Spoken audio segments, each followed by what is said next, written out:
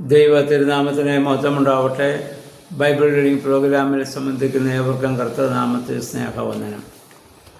സംഖ്യാപുസ്തകം 8-ാം അധ്യായം നമ്മളിന്ന് വായിക്കുന്നു. 8-ാം അധ്യായത്തിൻ്റെ 1 മുതൽ 4 വരെയുള്ള വാക്യങ്ങളിൽ സമാഗമന കൂടാരത്തിൽ സ്ഥാപിക്കേണ്ട ദീപത്തെക്കുറിച്ചുള്ള ഒരു അറിയിപ്പാണ്. ഇവിടെ ദീപം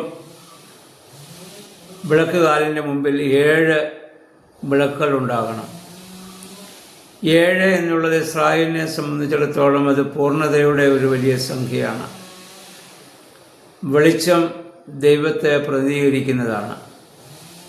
ഇതിനു മുൻപ് നമ്മൾ നേരത്തെ വായിച്ചിരുന്നു, അതെല്ലാ സമയവും അത് കത്തിക്കൊണ്ടിരിക്കണം. ദൈവത്തിൻ്റെ സാന്നിധ്യം വിളിച്ചറിയിക്കുന്നതാണ് പ്രകാശം. പുതിയ നിയമത്തിൽ നമ്മുടെ കർത്താവിനെക്കുറിച്ച് കർത്താവ് തന്നെ പറഞ്ഞു, ഞാൻ ലോകത്തിലായിരിക്കുമ്പോൾ ലോകത്തിൻ്റെ വെളിച്ചമാണ്. ശിഷ്യന്മാരെക്കുറിച്ച് പറഞ്ഞു, നിങ്ങളും ലോകത്തിൻ്റെ വെളിച്ചമാണ്. കർത്താവിനോടുള്ള ബന്ധത്തിൽ ഞാനും നിങ്ങളും ഓരോ ക്രൈസ്തവനും ഈ ഭൂമിയിൽ ഒരു പ്രകാശമായി വിളക്കായി ജീവിക്കേണ്ടവരും നിലനിൽക്കേണ്ടവരുമാണ്. അന്ധകാരത്തിന് ഒരിക്കലും പ്രകാശത്തെ കീഴടക്കാനാവില്ല. പ്രകാശത്തിന് അന്ധകാരത്തെ മാത്രമേ കീഴടക്കുവാൻ സാധിക്കുകയുള്ളൂ. അപ്പോൾ ആ വലിയ വെളിച്ചം നമ്മുടെ ഹൃദയത്തിലുണ്ടാകണം.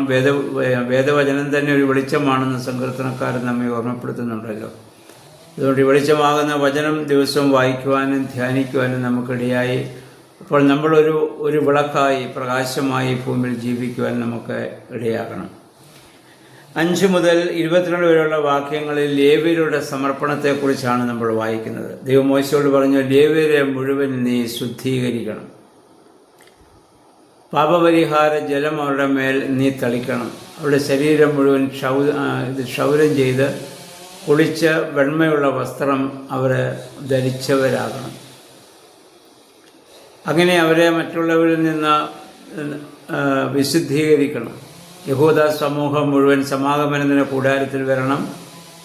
ലേവ്യരെല്ലാം അവിടെ വരുത്തിയിട്ട് എല്ലാ യഹൂദനും ലേവ്യരുടെ മേൽ അവരുടെ തലയിൽ അവിടെ കൈവയ്ക്കണം. എന്നിട്ട് അവരെ ആ ഒരു സ്ഥാനത്തേക്ക് അവരോധിക്കുകയാണ്. അവർക്ക് വേണ്ടി പാപപരിഹാരം നടത്താനുള്ളവരായി, അതിനെ സഹായിക്കുവാനുള്ളവരായി, പുരോഹിതന്മാരെ സഹായിക്കുവാനുള്ളവരായി ലേവ്യ ഗോത്രത്തെ മുഴുവൻ അവിടെ വേർതിരിക്കുകയാണ്. ലേവ്യർ അതിനുശേഷം അവരുടെ പാപപരിഹാരത്തിനായി കാളക്കുട്ടിയെ യാഗമായിട്ട് അവിടെ അർപ്പിക്കണം. അതിൻ്റെ മേൽ അവരുടെ കൈ വയ്ക്കണം. അവരുടെ പാപം അതിൻ്റെ മേൽ ആവഹിച്ച് അതിനെ യാഗമായിട്ട് പാപപരിഹാര ബലിയായി അതിനെ അർപ്പിക്കണം. ഇവരെ എന്തിനാണെന്ന് വെച്ചാൽ അഹ്റോനെയും പുത്രന്മാരെയും പൗരോഹിത്യ ശുശ്രൂഷയിൽ സഹായിക്കാൻ വേണ്ടിയിട്ടാണ്. ആ യാഗാദി കർമ്മങ്ങളൊക്കെ ചെയ്യുന്നത് അഹ്റോനും പുത്രന്മാരുമാണെങ്കിൽ അതിനവരെ സഹായിക്കുവാൻ ഒരുപാട് ജോലികൾ ഇതുമായി ബന്ധപ്പെട്ടുണ്ടല്ലോ. അതിനൊക്കെ അവരെ സഹായിക്കാൻ വേണ്ടിയിട്ടാണ് അവരെ അവിടെ ആക്കുന്നത്. യഹോവ പറഞ്ഞു, അവരെൻ്റേതായിരിക്കും. കാരണം സമാഗമന കൂടാരം ദൈവത്തിൻ്റേതാണ്.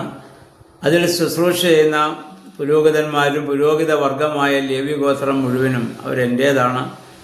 അതുകൊണ്ടാണ് എൻ്റേതായതുകൊണ്ടാണ് അവരെ പ്രത്യേകമായി വിശുദ്ധീകരിക്കുന്നതും പ്രത്യേക ചുമതല അവർക്ക് നൽകുന്നതും അതുകൊണ്ടാണ്.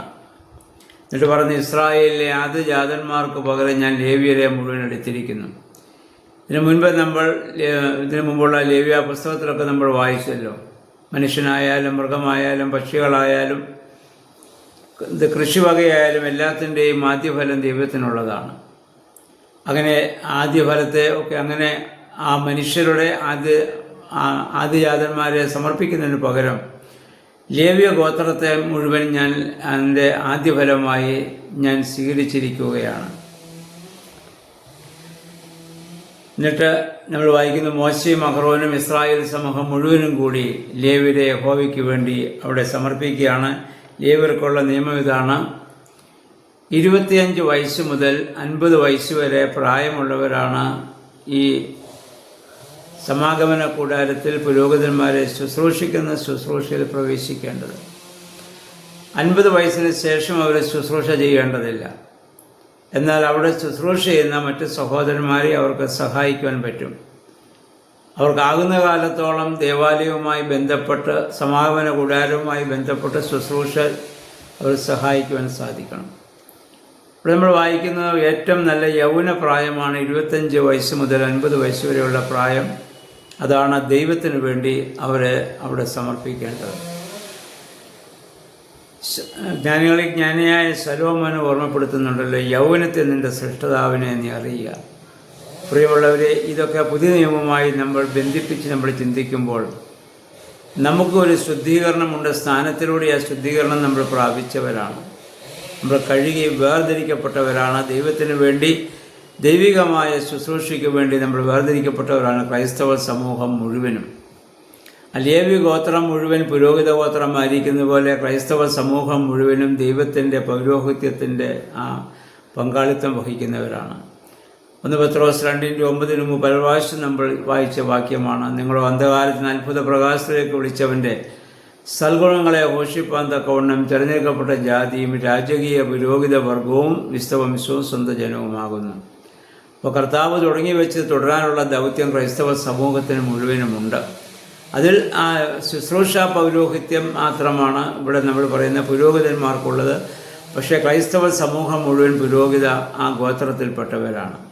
അവരെല്ലാവരും ക്രിസ്തുവിനെ പറ്റി ചിന്തിക്കുകയും ദൈവത്തിന് വേണ്ടി ചിന്തിക്കുകയും പ്രവർത്തിക്കുകയും ചെയ്യുവാനുള്ളവരാണ്. അപ്പം അതുകൊണ്ട് ആ നല്ല യൗവന പ്രായമാണ് ദൈവത്തിന് ഇത് സമർപ്പിക്കുന്നത്, അത് സമർപ്പിക്കേണ്ടത്. പക്ഷെ പലപ്പോഴും നമ്മുടെ ജീവിതത്തിൽ നമ്മുടെ നല്ല ബാല്യവും കൗമാരവും യൗവനവും ഒക്കെ നമ്മുടെ ഇഷ്ടം പോലെ നമ്മൾ ജീവിക്കും. ആർക്കും വേണ്ടാത്തൊരു വാർദ്ധക്യം വരുമ്പോൾ ആരോഗ്യവും ക്ഷയിച്ചു, ബുദ്ധിയും ക്ഷയിച്ചു, എല്ലാം ക്ഷയിച്ചു കഴിയുമ്പോൾ ഇനി ദൈവത്തിനായി സമർപ്പിക്കുന്ന രീതി, അങ്ങനെ ചെയ്യുന്നത് തെറ്റാണെന്നല്ല. പക്ഷേ അതിനേക്കാൾ ഉപരിയായി എല്ലാവരും ഇഷ്ടപ്പെടുന്ന യൗവനം ദൈവത്തിന് നമുക്ക് സമർപ്പിക്കണം. വാസ്തവത്തിൽ നമ്മുടെ എല്ലാത്തിൻ്റെയും ശേഷിപ്പ് മാത്രമല്ലേ നമ്മൾ ദൈവത്തിന് നമ്മൾ നൽകുന്നത്. നമ്മുടെ ആരോഗ്യത്തിൻ്റെ ശേഷിപ്പ്, സമ്പത്തിൻ്റെ ശേഷിപ്പ്, സമയത്തിൻ്റെ ശേഷിപ്പ്, സ്നേഹബന്ധങ്ങളുടെ ശേഷിപ്പ്, ഇതൊക്കെയാണ് നമ്മൾ പലപ്പോഴും ദൈവത്തിന് സമർപ്പിക്കുക. പക്ഷെ ദൈവത്തിന് സമർപ്പിക്കേണ്ടത് എല്ലാത്തിൻ്റെയും മുഖ്യമായ ഭാഗമാണ്, പ്രധാനമായ ഘടകമാണ് നമ്മളിപ്പോഴും ഓർത്തിരിക്കുക. അപ്പോൾ നമ്മുടെ മുഴുവനും ദൈവത്തിന് പൂർണ്ണമായി സമർപ്പിക്കുവാൻ നമുക്ക് ഇടയായി തീരണം. ഇപ്പോൾ ഇവിടെ ശുദ്ധീകരണം നമ്മുടെ പുതിയ നിയമത്തിൽ വരുമ്പോൾ എല്ലാം ആന്തരികമാണ്. ഇവിടെ അഹ്റോനെയും മക്കളെയൊക്കെ അവിടെ വസ്ത്രം കഴുകുന്നു, അവർ ശരീരം മുഴുവൻ അവർ ഷേവ് ചെയ്യുന്നു, അവരുടെ ശരീരത്തിൽ നിന്ന് രോമങ്ങളൊക്കെ നീക്കിക്കളി എന്ന് പറഞ്ഞാൽ ബാഹ്യമായ വിശുദ്ധീകരണം നടത്തുന്നു. പുതിയ നിയമത്തിൽ വരുമ്പോൾ ഇതൊക്കെ ആന്തരികമാണ്, ഹൃദയത്തിൻ്റെ വിശുദ്ധിയാണ് ദൈവം ആവശ്യപ്പെടുന്നത്. ആ വിശുദ്ധിയോടുകൂടി ദൈവികമായ ശുശ്രൂഷയിൽ നമുക്ക് ഏർപ്പെടാം. അതിൻ്റെ ഭാഗമാണ് വേദപുസ്തകം വായിക്കുക, ധ്യാനിക്കുക, മറ്റുള്ളവരെ വായിക്കാൻ പ്രേരിപ്പിക്കുക. ഇതൊക്കെ സുവിശേഷത്തിൻ്റെ ഭാഗമാണ്, പൗരോഹിത്യ ശുശ്രൂഷയുടെ ഭാഗമാണെന്ന് ഓർത്തുകൊണ്ട് അപ്രകാരം ഒരു ജീവിതം നയിപ്പാനും മറ്റുള്ളവരെ ഇതിനെ പ്രേരിപ്പിക്കുവാനും നമുക്ക് ഇടയായി തീരണം. അതിന് ദൈവമേ, പരിശുദ്ധാത്മാവെ ശക്തീകരിക്കണമെന്ന് നമുക്ക് പ്രാർത്ഥിക്കാം. എല്ലാവരെയും സർവശക്തനായ ദൈവം അനുഗ്രഹിക്കുമാറാകട്ടെ.